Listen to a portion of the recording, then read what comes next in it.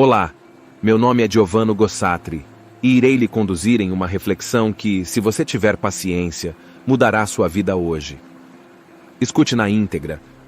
Como quando plantamos, precisamos estar dispostos a aguardar germinar, crescer e florescer. Então vamos lá. Inspire fundo e solte o ar, devagar. Isto é água. 2 peixinhos estão nadando juntos e cruzam com um peixe mais velho, nadando em sentido contrário. Ele os cumprimenta e diz: "Bom dia, meninos. Como está a água?" Os 2 peixinhos nadam mais um pouco, até que um deles olha para o outro e pergunta: "Água? Que diabo é isso?" Não se preocupem, garotos. Não pretendo me apresentar a vocês como o peixe mais velho e sábio, que explica o que é água ao peixe mais novo. Não sou um peixe velho e sábio. O ponto central da história dos peixes é que a realidade mais óbvia e vital costuma ser a mais difícil de ser reconhecida. Mas é fato que, nas trincheiras do dia a dia da existência adulta, lugares comuns, banais, podem adquirir uma importância de vida ou morte. Boa parte das certezas que carrego comigo acabam se revelando totalmente equivocadas e ilusórias. Vou dar como exemplo uma de minhas convicções automáticas. Tudo à minha volta respalda a crença profunda de que eu sou o centro absoluto do universo, de que sou a pessoa mais real, mais vital e essencial a viver hoje. Raramente mencionamos esse egocentrismo natural e básico, pois parece socialmente repulsivo, mas no fundo ele é familiar a todos nós. Ele faz parte de nossa configuração padrão, vem impresso em nossos circuitos ao nascermos, o ego. Querem ver? Todas as experiências pelas quais você passou teve sempre um ponto central absoluto: você mesmo. O mundo que se apresenta para ser experimentado está diante de vocês, ou atrás, à esquerda ou à direita, na sua TV, celular, monitor ou onde for. Os pensamentos e sentimentos dos outros precisam achar um caminho para serem captados, enquanto o que vocês sentem e pensam é imediato, urgente e real, sem ao menos refletir sobre o respeito ao outro.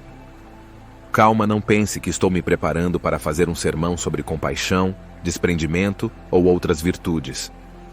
Acalme-se e acompanhe o raciocínio, para colher o grande fruto desta reflexão. O risco maior de uma formação acadêmica, pelo menos no meu caso, é que ela reforça a tendência a intelectualizar demais as questões, a se perder em argumentos abstratos, em vez de simplesmente prestar atenção ao que está ocorrendo bem na minha frente. Estou certo de que você já percebeu o quanto é difícil permanecer alerta e atento, em vez de hipnotizado pelo constante monólogo que travamos em nossas cabeças. Só 20 anos depois da minha formatura, vim a entender que o surrado clichê de ensinar os alunos como pensar é, na verdade, uma simplificação de uma ideia bem mais profunda e séria.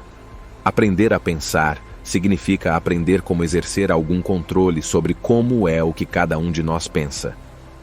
Significa ter plena consciência do que escolher como alvo de atenção e pensamento. Se vocês não conseguirem fazer esse tipo de escolha na vida adulta, estarão totalmente perdidos e estarão à deriva. Não é coincidência que adultos que se suicidam com armas de fogo quase sempre o façam com um tiro na cabeça. Só que, no fundo, a maioria desses suicidas já estava morto muito antes de apertar o gatilho. Acredito que a essência de uma educação deveria contemplar o seguinte ensinamento: como percorrer uma confortável, próspera e respeitável vida adulta, sem já estar morto, inconsciente, escravizado pela nossa configuração padrão, há de sermos singularmente, completamente sós. Você está entendendo até aqui? Já nascemos programados e a maior parte de nós tem dificuldade de parar para pensar e outros nem querem. Então guarde a ideia desta dificuldade de sairmos do mesmo ao qual fomos previamente formatados. Sejamos concretos então. O fato cru é que nós ainda não temos a mais vaga ideia do significado real do que seja viver um dia após o outro. Vou dar um exemplo, imaginando um dia qualquer do futuro.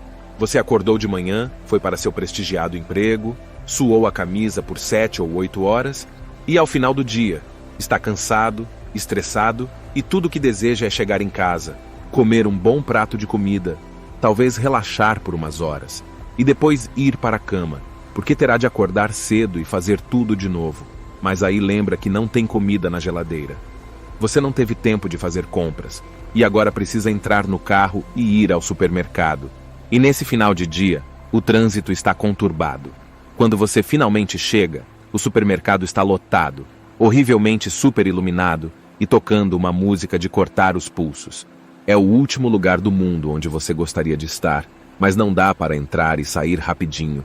É preciso percorrer todos aqueles corredores para encontrar o que procura e manobrar seu carrinho de compras de rodinhas emperradas entre todas aquelas outras pessoas cansadas e apressadas com seus próprios carrinhos de compras. Somado a idosos que não saem da frente e adolescentes hiperativos que bloqueiam o corredor. Por fim, com todos os suprimentos no carrinho, percebe que, como não há caixas suficientes funcionando, a fila é imensa, mas você não pode descarregar toda a fúria na pobre da caixa que está à beira de um ataque de nervos. Tenha paciência, pois depois desta reflexão, você verá a sua vida de outra maneira. Preste bem sua atenção no que vou dizer agora. Em momentos como esse, que emerge a questão fundamental da escolha da qualidade de seus pensamentos. Se eu não tomar uma decisão consciente de sair da pré-formatação e raciocinar de forma coerente a toda a situação, ficarei irritado cada vez que for comprar comida, porque minha configuração padrão me leva a pensar que situações assim dizem respeito a eu, a minha fome, minha fadiga, meu desejo de chegar logo em casa. Parecerá sempre que as outras pessoas não passam de estorvos. E quem são elas, aliás? Posso me aborrecer com os adesivos patrióticos ou religiosos, que sempre parecem estar nos automóveis mais potentes, ou ciclistas próximo ao meio-fio pregando uma narrativa de liberdade verde contra o aquecimento global. Mas existem outras formas de pensar. Por exemplo, me forçar a aceitar a possibilidade de que os outros na fila do supermercado estão tão entediados e frustrados quanto eu. E, no geral, algumas dessas pessoas provavelmente têm vidas bem mais difíceis, tediosas ou dolorosas do que eu. Tenha paciência. Respire fundo, pois valerá a pena. Fazer isso é difícil. Requer força de vontade e empenho mental. Se vocês forem como eu, alguns dias não conseguirão fazê-lo, ou simplesmente não estarão afim. Mas, na maioria dos dias, se estiverem atentos o bastante para escolher, poderão preferir olhar melhor para essa mulher estranha, inexpressiva e estressada que acabou de berrar com a filhinha na fila da caixa. Talvez ela não seja habitualmente assim. Talvez ela tenha passado as 3 últimas noites em claro, segurando a mão do marido que está morrendo. Ou talvez essa mulher seja a funcionária mal remunerada do departamento, como saber, né? Claro que nada disso é provável, mas tampouco é impossível. Tudo depende do que você quer levar em conta. Mas se você aprender como pensar, saberá que tem outras opções. A única coisa verdadeira é que vocês precisam decidir conscientemente o que na vida tem significado e o que não tem. Na trincheira do dia a dia, não há lugar para o ateísmo.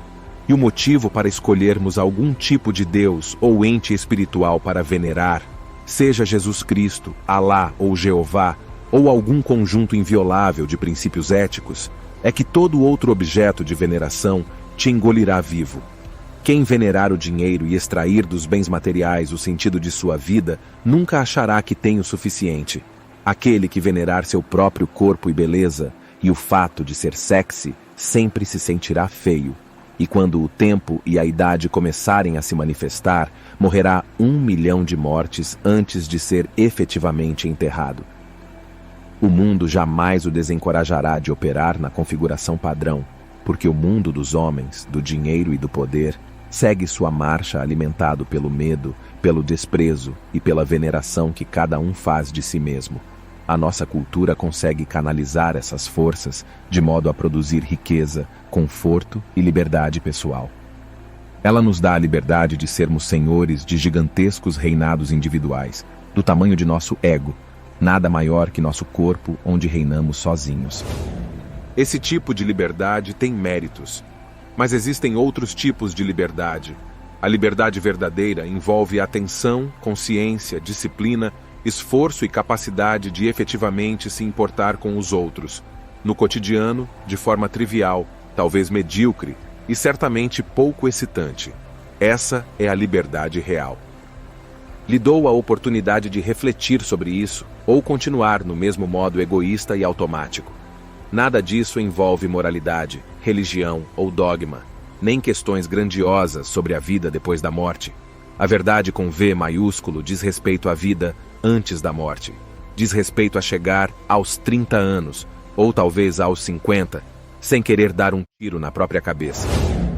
Diz respeito à consciência, consciência de que o real e o essencial estão escondidos no óbvio em nosso dia a dia, daquilo que devemos lembrar, repetindo sempre: isto é água.